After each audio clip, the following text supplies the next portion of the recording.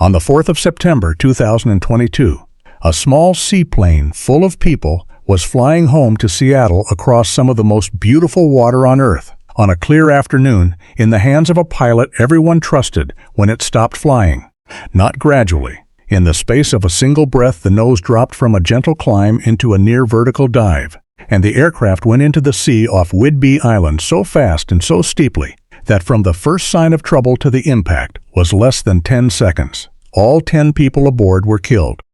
When the wreckage was raised from the floor of Puget Sound a month later, the investigators did not have to search for the cause, because it was lying there in front of them, obvious enough that almost anyone could have seen it. Two parts of the aircraft's pitch control system that were supposed to be screwed together for the life of the aeroplane had come unscrewed from each other in flight. What had held them together was a single metal ring less than 5 centimeters across. It was missing, and the reason its absence could kill everyone on board reached back 70 years to a set of rules and a design decision made by engineers, most of whom were, by the day of the crash, already dead. This is the crash of the Mutiny Bay seaplane. In Seattle, the seaplanes are part of the weather. Through the long, clear months of summer, they are always there at the edge of hearing, the drone of their engines drifting across the lakes, the brightly painted machines lifting off the water within sight of the downtown towers and turning out over the islands. Most people who live there will never ride in one, and yet they belong to the place as completely as the ferries and the rain. At the busy season, more than 100 commercial seaplane flights a day leave the water of Lake Union alone, a few blocks from the skyscrapers, and as many again from Lake Washington nearby. They go out to the scatter of green islands that fill Puget Sound and the Salish Sea beyond, carrying islanders home and tourists out to look at the water and the mountains from an angle no road can offer. For the people who live on those islands, the seaplane is not a novelty. It is the bus, the ambulance route, the fastest thread back to the mainland, woven into ordinary life and trusted the way you trust anything that has carried you safely 1,000 times. It helps to picture the geography because it explains why these aircraft matter so much.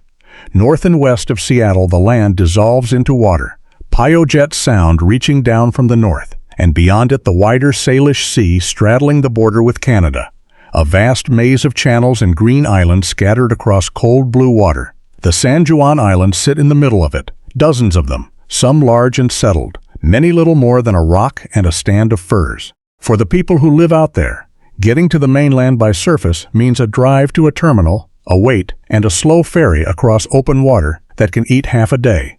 A seaplane collapses that half day into a half hour. It lands not at some distant airport, but on the harbor in the middle of town, a short walk from wherever you are going. For a doctor's appointment, a business meeting, a flight to catch, a family gathering. The little float planes are not a luxury, but the shortest line between 2 points, and the islanders use them the way mainlanders use a commuter train. That ordinariness is the backdrop to this story. The people aboard were not adventurers taking a risk. They were passengers on a milk run, doing something thousands of their neighbors do every clear week of the summer without a second thought. This is a story about one of those flights and about the reason it did not come home. And the reason turns out to be one of the most quietly disturbing an accident investigation can produce. There was no storm.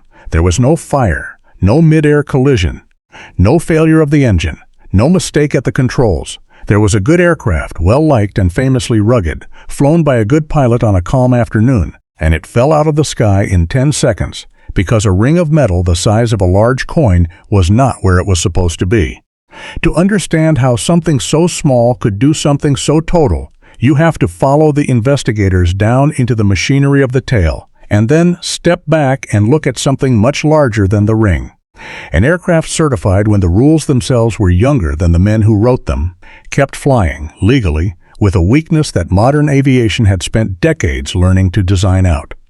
This is the crash of a seaplane in Mutiny Bay, and it is about the long reach of a decision made 70 years before anyone aboard was born. The aircraft was a de Havilland Canada DHC-3 Otter, and if you have flown a bush route or a seaplane hop anywhere in the wilder corners of North America, you have very likely ridden in one or watched one go by.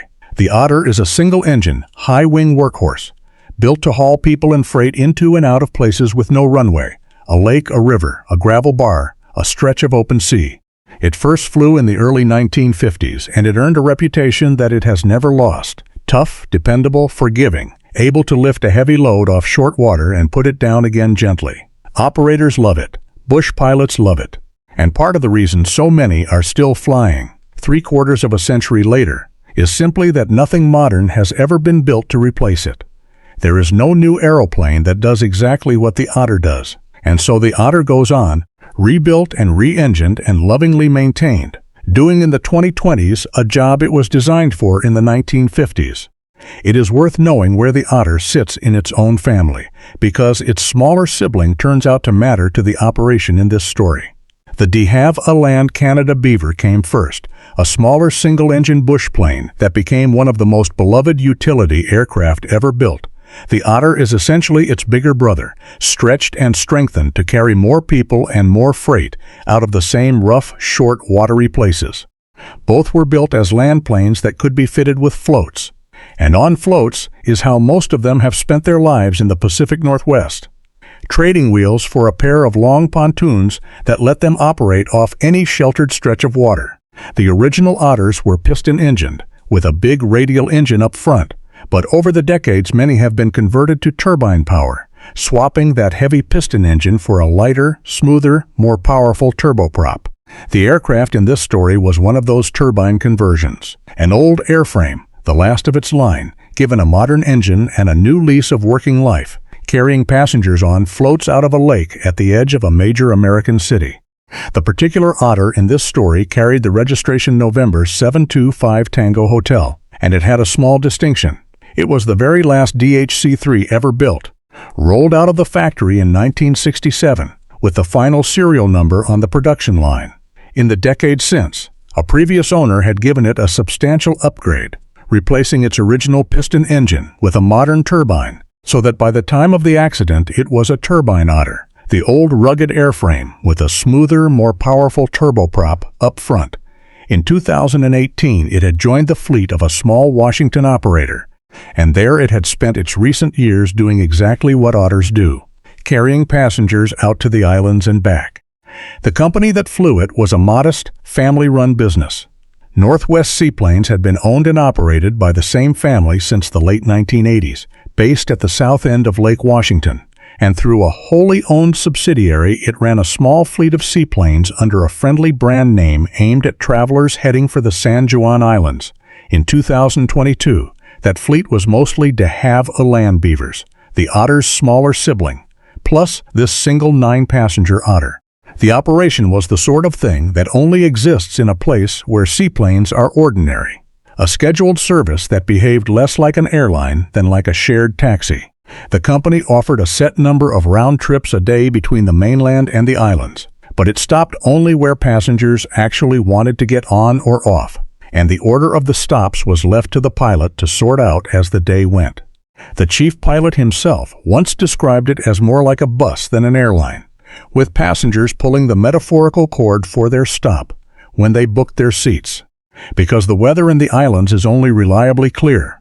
For part of the year, the operation ran seasonally, roughly from late spring to early autumn, and then went quiet for the winter.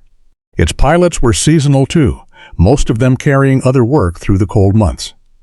The man who flew the Otter was 43 years old, an experienced and well-regarded airman who spent his summers flying these islands and his winters working an entirely different job in California.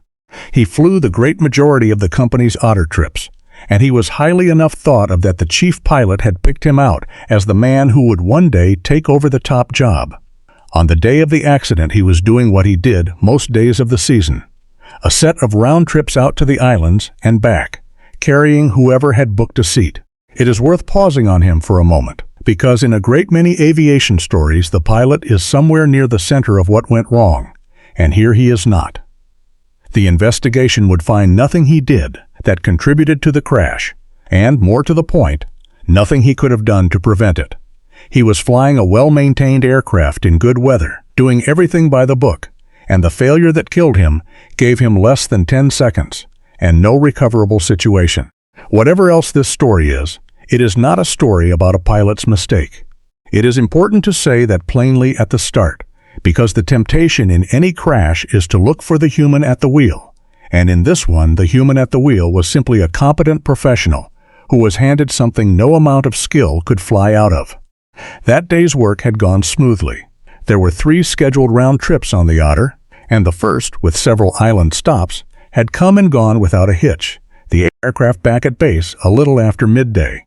After a lunch break, the pilot set off on the second, working his way out through the islands. One stop, then another, then a final one on San Juan Island, where the last exchange of passengers took place before the run back to the mainland. For that final leg, 9 passengers climbed aboard, together with the pilot, 10 people in all, settling in for a short flight home over the water. The Otter taxied out, ran up across the blue of the Sound, and lifted off in the middle of the afternoon, having turned the aircraft around in only about 12 minutes on the water. There is no long climb in this kind of flying. The Otter leveled off low, cruising somewhere between 600 and 1,000 feet above the sea, navigating by eye across a landscape the pilot knew intimately. The flight was operating under visual flight rules in open airspace, which meant the pilot was under no obligation to talk to air traffic control. And in the ordinary way of this operation, he didn't talk to anyone on the radio at all. There was mobile phone coverage along the whole route, and the company's method for handling anything unusual was simply to text the chief pilot. On a normal flight, there was nothing to report, and so nothing was sent. This was a normal flight. The sky was clear, with no cloud anywhere below 4,000 feet. And although there was a little turbulence and wind shear along the way, it was nothing out of the ordinary and nothing the pilot couldn't handle. In the cabin, the mood was, as far as anyone can reconstruct it, relaxed, the easy atmosphere of a short scenic hop home on a fine day. Some of the passengers were doing what passengers do on a flight like this, taking photographs of the view and sending them to the people they loved. One such photo was sent from aboard the aircraft roughly a quarter of an hour before the end. Nobody sending a picture of a sunlit sea could have had the faintest idea that the flight had only minutes left to run. About halfway along the route, a little after 3 in the afternoon, the Otter was passing off the western side of Whidbey Island. There was some turbulence here, and it may have prompted the pilot to begin a shallow climb, because slowing down slightly is exactly the sensible thing to do in rough air in an aircraft like this. The Otter is a slow machine, and company procedure specifically called for pilots to ease off the speed in turbulence to avoid sudden aerodynamic loads. So the aircraft's nose came up a touch and it began to climb gently through 1,000 feet. And this, an experienced pilot doing a textbook thing in mild turbulence, was the entirely unremarkable situation when, somewhere behind him in the tail, something let go. What happened next happened faster than any human being could have answered. The nose, which had been eased up into a gentle 8-degree climb, abruptly slammed over the other way, down through level, down past 30 degrees, down to at least 58 degrees nose low, and it did not stop there. The aircraft pitched straight into a dive and kept going, plunging toward the water in a near vertical descent. The last flight information broadcast from the aircraft to receivers on the ground caught it dropping at around 9,500 feet a minute, from a height of only 600 feet. There was no altitude to lose. On the shore of Whidbey Island, people who happened to be looking out saw the seaplane fall out of the sky, corkscrewing once as it went, and then strike the water with a deep concussive boom and a great column of spray. From the first hint that anything was wrong to the impact was less than 10 seconds. One detail from those witnesses matters more than it might seem. Somebody who saw the aircraft come down said afterward that they heard its engine and propeller running the whole way with no change in the sound. That single observation quietly rules out a whole family of explanations. The engine had not failed. Whatever had gone wrong in the tail, the aircraft was still under power right to the water, which meant the problem was not with what was pulling the aeroplane forward, but with what was supposed to be holding its nose where the pilot put it. Back at the company's base on the mainland, the chief pilot noticed, before any official word came, that the Otter had dropped off the flight tracking website he used to keep an eye on his aircraft. Uneasy, he sent the pilot a text message asking whether something was wrong. No reply came, and none ever would. At the scene, the people who lived along Mutiny Bay reacted the way people on the water always do. They saw the splash, and they got into their boats, and they raced out to the spot to look for survivors. When they arrived, there was almost nothing to find.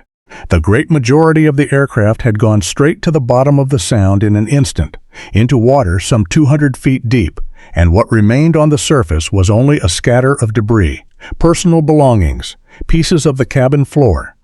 The small, floating fragments of a life interrupted mid-sentence. Among that debris, the first boats recovered one of the 10, a woman, whose body was passed to the Coast Guard. The other 9 were, in that first terrible afternoon, simply gone, missing beneath the sound and soon declared presumed dead. The 10 who died were not, of course, an abstraction, and it is worth honoring that even in a story mostly about metal. Among them was a young family, a couple, and their small child, who were expecting another baby before long. There were visitors who had come from across the country, from Minnesota and California, to see this beautiful corner of the world. There was a woman from eastern Washington who had spent her life as an advocate for her community. They had booked seats on a short flight home the way any of us might, on a service with a long and excellent safety record, on a clear and ordinary day, and they were taken all at once in 10 seconds out of a sky that had given no warning at all. The tight-knit world of Seattle's Seaplane community, where everyone knows everyone, was stunned, and far beyond it, families who had never heard of a lock ring were left to absorb the fact that the people they loved had been killed by the failure of a part smaller than a bottle cap. The next day, a large team from the National Transportation Safety Board arrived at Mutiny Bay to find out what had happened. But before they could learn anything from the aircraft, they had to get the aircraft back, and it was lying somewhere on the floor of Puget Sound. The general area was known, the exact position was not, and recovering a shattered seaplane from 200 feet of cold, tide-swept water is not quick. It took the better part of a month to assemble the equipment, pinpoint the wreckage on the seafloor, and lift it to the surface, a recovery operation that ran across the last days of September, with the remotely operated underwater vehicle able to work only in brief windows each day because the tidal currents in the sound are so strong. In the end, the investigators recovered the bodies of several of the victims, which were returned to their families, and they brought up the majority of the aircraft by weight, crucially, including all of its important structure and all of its flight controls. There were no black boxes. A small aircraft like this is not required to carry them, and it didn't. Whatever the wreckage could be made to say, it would have to say through physical examination alone, through what accident investigators sometimes call a little wryly tin-kicking. That absence is worth dwelling on for a moment, because it shapes what kind of investigation was even possible. The flight data recorders and cockpit voice recorders that make the reconstruction of an airliner crash so precise are heavy, expensive boxes, and the rules that require them apply to large transport aircraft, not to a 9-seat float plane running an island shuttle. So there was no recording of the pilot's control inputs, no trace of the instruments, no voices from the cockpit. What little electronic evidence existed came from the aircraft's position and altitude being broadcast to receivers on the ground for tracking, which gave the investigators the shape of the final dive, but nothing about its cause. Everything else would have to be read from the wreckage itself, the way accidents were investigated for the first half-century of flight. By laying the broken pieces out, examining each one, and letting the metal testify, it is painstaking, and it often leaves questions that a recorder would have answered in seconds. In this case, as it happened, the metal turned out to have an unusually clear story to tell.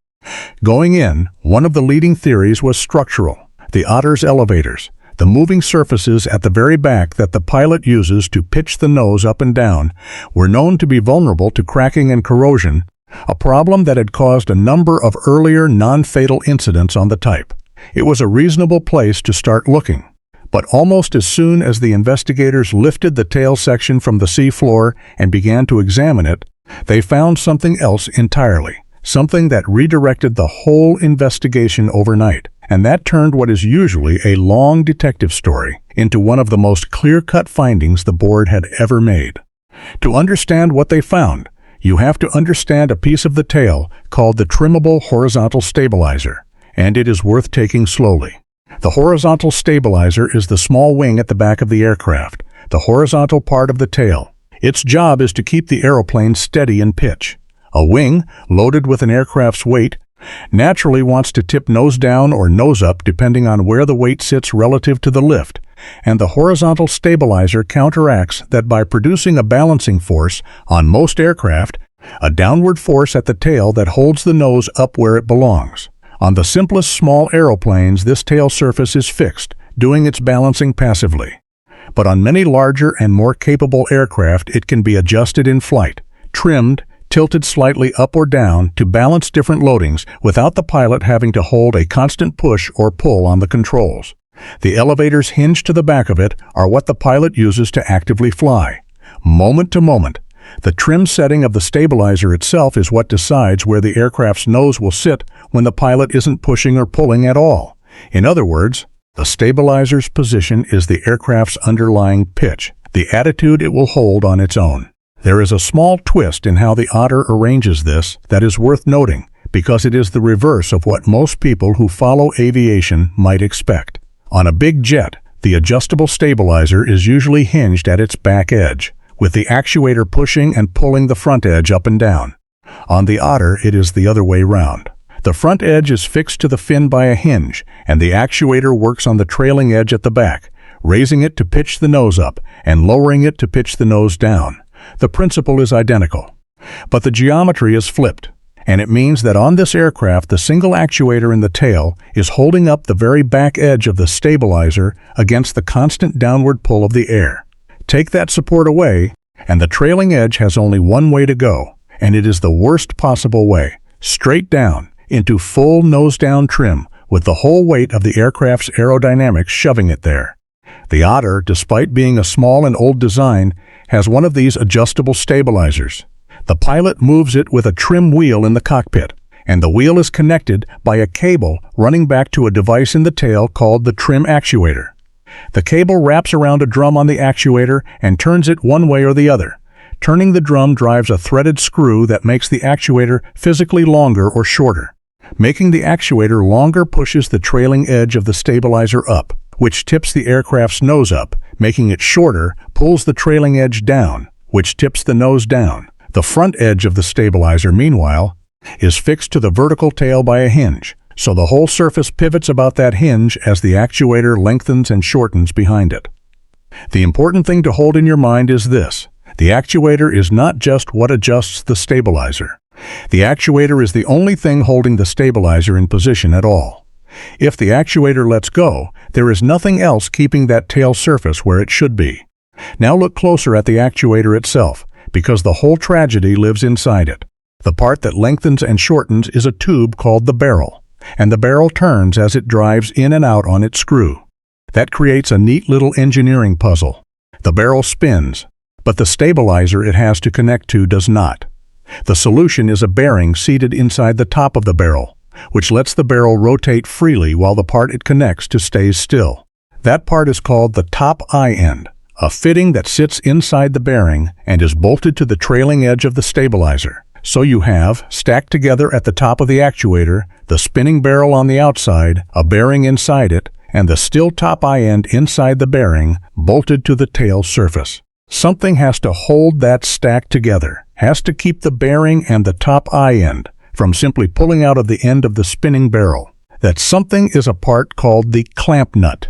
The clamp nut fits around the top eye end and screws into threads on the inside of the barrel, capping the assembly and holding the bearing and the eye end captive inside. As long as the clamp nut stays screwed in, the whole thing is one solid unit, and the actuator can hold the stabilizer steady against all the forces of flight. Everything, the aircraft's fundamental control of its own nose, depends on that clamp nut staying screwed into that barrel. And what keeps the clamp nut from unscrewing? One part, a lock ring. It is a small ring of metal only about 4.5 centimeters across, shaped like a broken circle, not quite closed, with one of its broken ends bent sharply inward toward the center at a right angle. That inward bent end has a name, the tang. The ring sits in a groove that runs around the outside of the barrel just below its top, and a hole is drilled through the wall of the barrel to let the tang poke through. A matching hole is drilled through the clamp nut, and when everything is lined up and the ring is fitted, the tang passes through both holes at once, through the barrel and into the clamp nut, pinning the two together so the clamp nut physically cannot rotate. That is the entire locking mechanism. One small bent ring, one little tang, holding the aircraft's pitch control together. There is no second lock. There is no backup. If that ring is gone, nothing else is standing between the clamp nut and the slow, patient forces that want to turn it loose. With all of that in mind, picture the moment in the investigators' hangar when the recovered tail section was laid out and examined, and they looked at the actuator. The clamp nut had come completely away from the barrel, the two parts fully separated, and the threads on both were pristine. Not stripped, not torn, not damaged in any way, and that single observation told them almost the whole story at a glance. When an aircraft hits the ground or the water hard enough to destroy itself, the impact does terrible things to its parts. But there is one thing it almost never does. It does not cleanly unscrew two things that were threaded together. If a crash rips apart a threaded joint, it does so by brute force, tearing the threads to shreds and leaving obvious, massive damage behind. To find a clamp nut and a barrel that had come apart with their threads perfectly intact could mean only one thing. They had not been forced apart in the crash. They had unscrewed from each other, turned apart, thread by thread, at some point before the aircraft ever hit the water.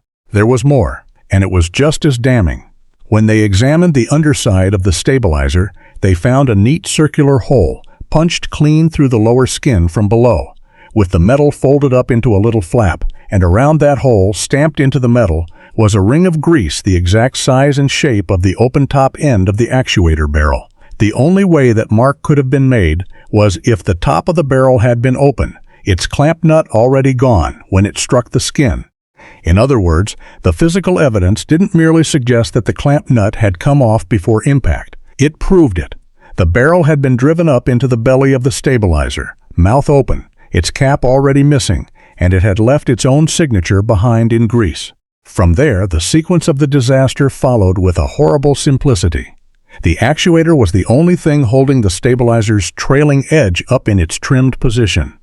The instant the clamp nut unscrewed and the actuator came apart, that support vanished, and the stabilizer's trailing edge was suddenly free to drop as far in the nose-down direction as the structure physically allowed.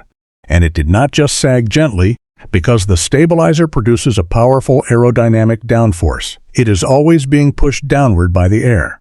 With nothing holding it, that force slammed the freed surface down so violently that the open barrel punched right through the skin, and marks elsewhere showed it had been driven well past its normal full nose-down limit. In the space of that motion, the aircraft's trim went, uncommanded and instantaneously, to full nose-down. The nose followed. What the pilot felt was the aeroplane trying, all at once and with all its strength, to fly straight into the sea, and at 600 to 1,000 feet, in an aircraft that gave him less than 10 seconds. There was no version of events in which he could have stopped it. The dive was not something he could have flown out of. It was the aircraft's own tail forcing it down, and it was unrecoverable from the moment the actuator let go. The corkscrewing that witnesses described as the aircraft fell was almost certainly a symptom of the same event rather than a second, separate failure. An aircraft flung suddenly into a steep, uncommanded dive is no longer flying in balance. With the tail wrenched to an extreme and the airflow torn away from where it should be, the aeroplane can begin to rotate and wander as it plunges, tracing the rough spiral that people on the shore saw against the sky. Whatever the precise aerodynamics of those final seconds, the essential fact does not change. From the instant the actuator came apart, the pilot was no longer flying an aeroplane that could be flown. The controls that remained to him could not overcome a stabilizer jammed at full nose down. There was no trim to wind back, because the thing that sets the trim had physically fallen off. And there was no height in hand, because it all happened between 600 and 1,000 feet. 10 seconds is not enough time to diagnose an unprecedented failure, let alone to solve one that has no solution. He was, in the most literal sense, a passenger in the dive along with everyone else aboard. So the failure was clear. The clamp nut had unscrewed from the barrel in flight. The remaining question was why, and the immediate answer was the missing lock ring. The one part whose entire purpose was to stop the clamp nut turning was simply not there. The investigators looked for it with real determination, because its absence was the crux of everything. They went through every corner of the tail structure by hand and with magnets, and they even ran a chemical analysis of the punch-through metal in the stabilizer skin, searching for any trace of the elements the ring was made from. They found nothing.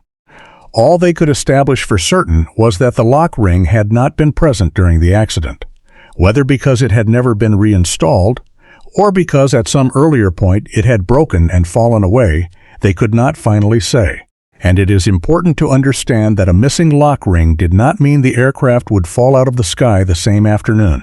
Once the ring was gone, disaster became likely but not immediate, a slow fuse rather than a switch. Every time the pilot trimmed the aircraft, the barrel rotated, and with the lock ring gone, there was nothing to stop a little friction between the clamp nut and the bearing from catching the nut and turning it, a fraction, in the unscrewing direction. Trim the other way, and the motion might nudge it back. But anyone who has ever worked on machinery knows the grim asymmetry here. A loose nut, worked back and forth, hardly ever tightens itself and reliably works itself loose. Over some unknown span of flights, the clamp nut had crept, a little at a time, unscrewing more than it rescrewed, until one day, this day, in mild turbulence off Whidbey Island, it turned the last thread and came free. Why was the ring missing in the first place? The investigators pursued every avenue they could, and the honest answer is that they never nailed it to a single cause, which, as we'll see, turns out to be part of the point. One possibility was straightforward human error in maintenance. The company replaced the actuator's bearings every year before the flying season, and doing that job requires removing the lock ring, unscrewing the clamp nut, pulling out the eye end and the bearings, and then putting it all back together, lock ring included. That work had last been done a few months before the accident, in the spring. But there was no detailed record of exactly which steps had been carried out, and the technicians involved stated that they had reinstalled the lock ring. With no documentation to contradict them and no ring to examine, this line of inquiry simply couldn't be closed one way or the other. It was possible the ring had been left off. It was equally possible it hadn't. The evidence didn't say. The other possibility was that the ring had been installed correctly and then failed, and here the investigators found something genuinely alarming, because it had happened before on another aircraft. A different Otter operator told the board that, during an inspection a few years earlier, it had discovered an actuator lock ring that had broken cleanly into two pieces from metal fatigue, one half lying in the bottom of the fuselage, the other still dangling from the tang hole. The tang was no longer holding the clamp nut, and the nut had already rotated half a turn away from fully tight. In other words, the exact failure that destroyed the Mutiny Bay aircraft had been caught, mid-progress, on another one, a lock ring fatigued and broken, a clamp nut already backing off, and the aircraft had been saved only because someone happened to look. Worse still, it was not clear that the routine inspections these aircraft underwent would reliably catch such a thing, because those inspection procedures did not specifically call out the actuator lock ring as something to check. The warning had been there. The system had not been built to hear it. When the investigators went deeper into the lock ring and the clamp nut as design parts, the picture got worse, and it began to shift the story, away from any single mechanic, and toward the machine itself. They obtained a sample actuator from the type's manufacturer, a used one that had been in service on another Otter, and when they examined it, it was in far from ideal condition. The lock ring's diameter and the bend of its tang were outside specification. The end of the tang had been beveled, and the clamp nut had not one hole drilled in it, as the manufacturer's specification called for, but three, even though there was no approved procedure that would ever require drilling extra holes. This was evidently something being done in the field with some regularity, and the accident aircraft's own clamp nut was the proof. It had no fewer than 5 holes drilled into it, of which only 2 were even usable.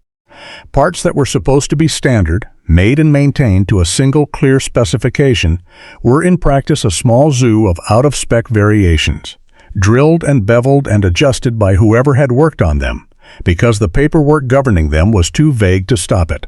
Then the laboratory tests turned up the detail that should trouble anyone. The tang, the little bent end of the ring that is the entire mechanical basis of the lock, engaged the hole in the clamp nut by only about 1.5 millimeters. and even that meager grip could only be achieved by squeezing the ring tighter with a clamp during assembly. Without that extra squeeze, the tang reached into the hole by less than a millimeter. That is almost nothing, a sliver of metal, less than the thickness of a stack of a few sheets of paper, standing as the sole barrier against the unscrewing of a part that holds the aircraft's pitch control together. And it got worse. The investigators found that when the tang was set into certain of the holes, the mere act of the clamp nut trying to unscrew would push the tang straight back out of the hole, releasing it, the lock defeating itself the moment it was asked to do its job. A locking device that pops itself open under the very load it exists to resist is not much of a locking device at all. But the single element the investigators considered most troubling was not a metal part at all. It was a seal. Somewhere along the way, the technicians who maintained these seaplanes had begun applying a moisture seal between the top eye end and the clamp nut, a good faith addition meant to keep seawater from creeping into the top of the actuator and corroding the bearings, which was a genuine and serious problem on aircraft that spend their lives landing on salt water. It was a sensible-sounding fix for a real headache. There was only one difficulty. It was not part of the aircraft's design. It did not appear on the manufacturer's assembly drawings, or in the official parts diagram, or anywhere in the maintenance manual. It was an unofficial improvement, added in the field with the best of intentions. And on the accident aircraft, that well-meant seal had done real harm. The bottom of it stuck out past the bottom of the clamp nut and pressed against the bearing below, and that interference created friction in the bearing as it turned. Friction in the bearing, while the barrel rotated, was precisely the thing that could catch the clamp nut and start it unscrewing. The investigators proved the effect directly. They spun a barrel with no lock ring installed, once with the moisture seal present and once without, and the clamp nut unscrewed noticeably more when the seal was there. They could not put a precise number on how much the seal had contributed to this particular crash. The missing lock ring was the fundamental cause. But the finding is a small dark lesson all on its own. A modification made to improve safety, added by people trying to protect the aircraft, may well have helped to hasten its destruction. That is the kind of thing that happens when careful people work on a machine whose own manual doesn't tell them clearly what they are and aren't allowed to do. However uncertain the fine detail remained, the core of the problem was obvious the moment the wreckage came out of the water, and the board moved on it faster than it moves on almost anything. In what its chair called record time, within weeks of the crash, the National Transportation Safety Board issued an urgent recommendation calling on the American and Canadian aviation authorities to require every DHC-3 in service to be inspected at once to confirm that its stabilizer actuator lock ring was actually in place. Both authorities acted quickly, issuing directives within days that made the inspections mandatory, and the type's manufacturer sent word to every operator it could reach describing the danger. As the reports came back, no other missing or broken lock rings turned up. But because so many of these aircraft are flown by tiny operators in remote parts of the world on their own schedules, the authorities were left with the slow work of trying to confirm that every last otter had truly been looked at. At the same time, the operators themselves went to work on a permanent fix, and here the industry showed itself at its best. One of the larger Seattle Seaplane companies, which flies a number of otters of its own, put an engineer onto the problem of designing a second lock, something that would keep the clamp nut from unscrewing even if the lock ring failed or vanished entirely. The result came quickly.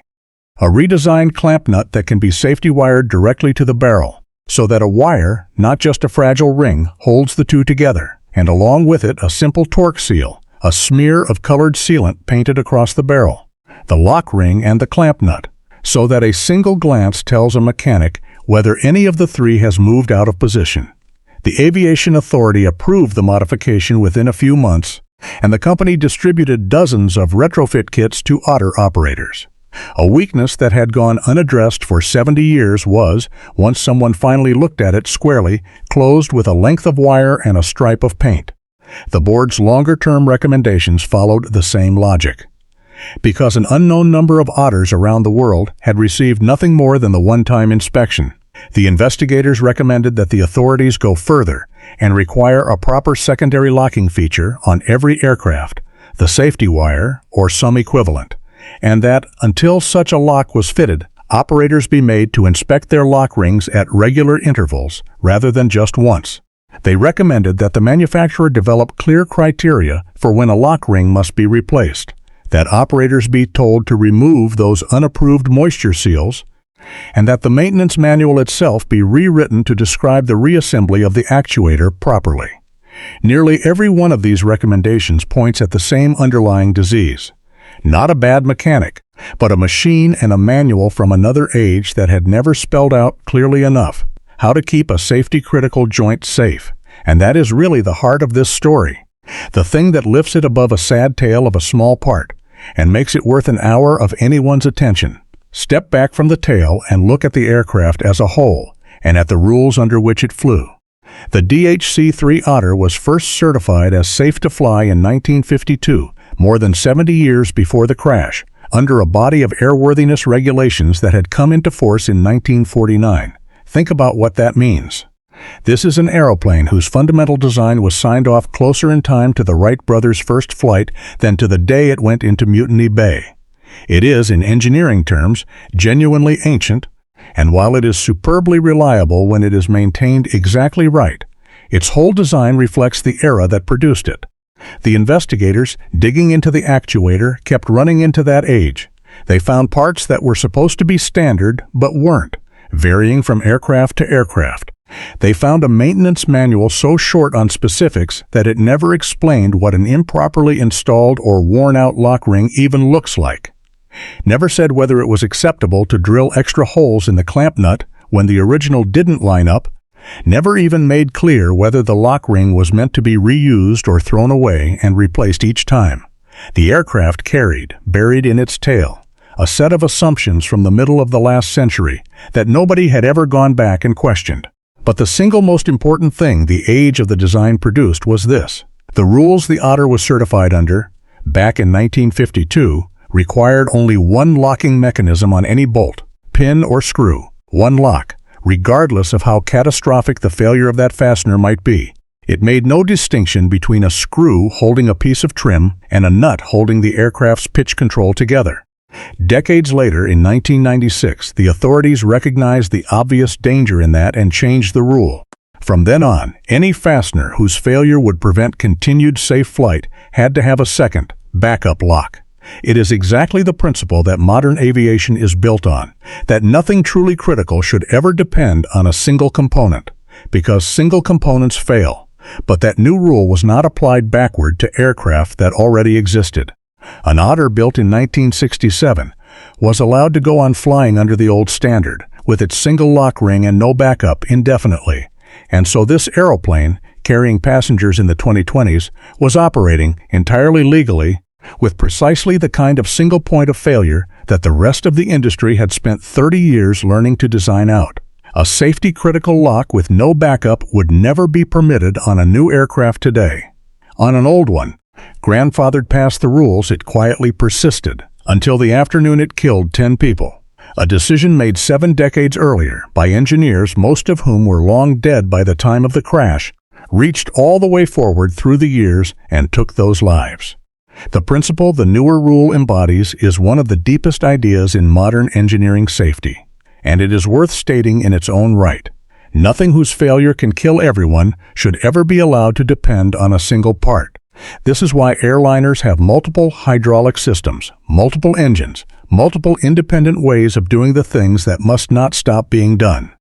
The whole discipline is built on the humble assumption that any one component can and eventually will fail, and that safety therefore cannot live in the reliability of parts, only in the arrangement of them, so that no single failure is ever fatal. The lock ring in the Otter's tail was the exact opposite of that idea, a lone part, doing a critical job with nothing behind it.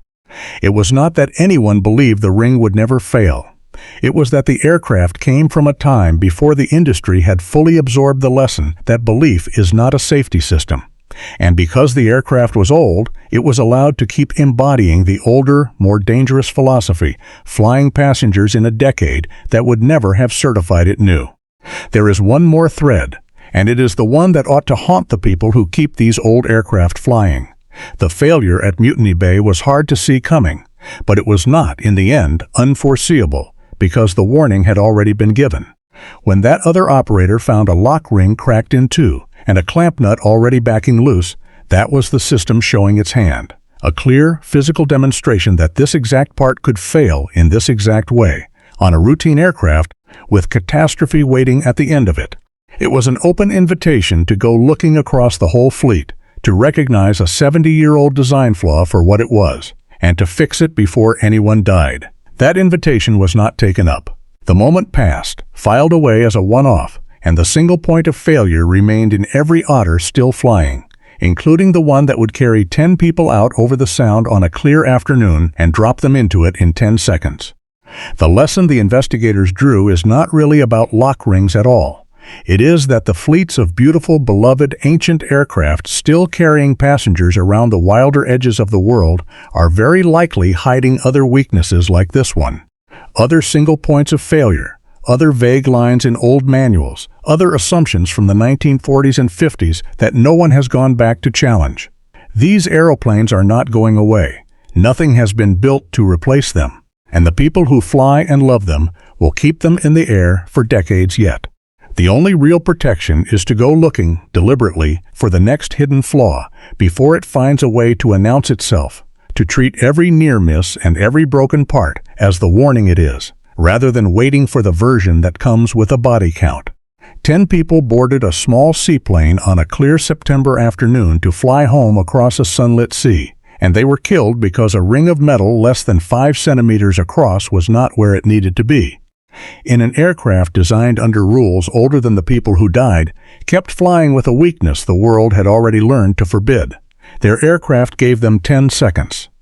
The least the rest of us owe them is to spend the years they didn't get looking hard at everything still flying, so that the next small missing thing is found before it can do what this one did over the water at Mutiny Bay.